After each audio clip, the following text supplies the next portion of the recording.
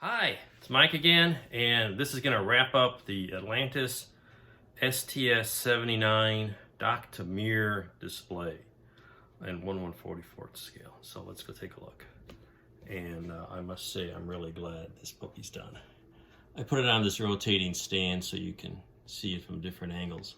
I had the mirror built some years ago from the Revell kit plus the Newware photo etch detail set, and it was mounted 90 degrees off from this, and it was when I built it I installed a bunch of internal sleeves of brass and aluminum rod so you could mount it in different configurations, add like a Soyuz, and then eventually, which I finally now done, put a shuttle on it. So here it is.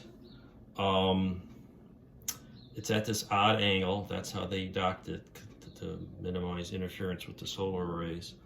But the orbiter has got all the radiators on now. The forward ones are deployed a little bit. Frankly, the photo etch, those engraved lines on the radiators from Newware, when you look at photos of the real thing, you barely see that. It's kind of like the tape pattern on a Apollo command module.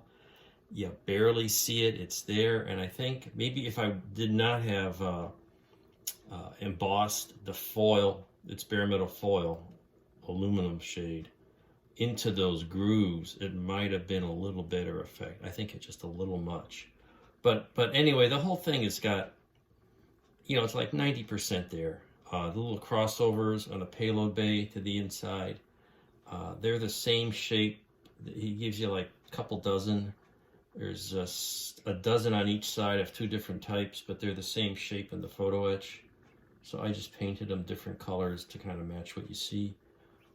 And I replaced the liquid cooling crossovers with pieces of wire painted white. And everything's installed, and there it is. So I don't know, I think it looks kind of cool. I'm gonna have to back off so you can see the rest of Mir. Try to get a little background here. I got some pictures posted, some stills that show this against a black background. But of course then you have fun with exposure times and stuff. But this was built quite a few years ago, Mir, and a lot of stuff was added to the kit, obviously, a lot of detail. There's the photo etch detail that came with it, and a bunch of detail I added myself. It looks, I don't know, I think it looks pretty cool. And now you got a shuttle dock to it, so that's even cooler.